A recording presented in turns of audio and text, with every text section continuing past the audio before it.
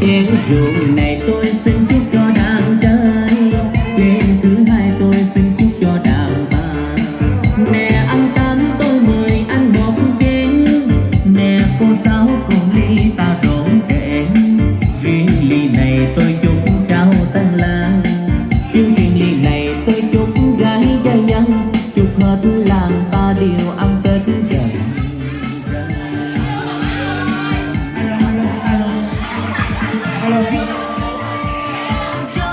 Xin mời cô bác ta cùng dàn hát tiếng mừng xuân sang, quê mình khang trang từng bình dạng. Sao?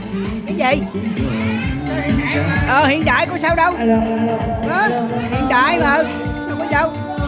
Cô nào mà ở quá, anh nào mà ở. Tôi đưa cậu lên mạng luôn đó, bởi vì tôi thề sóng pha. Alo.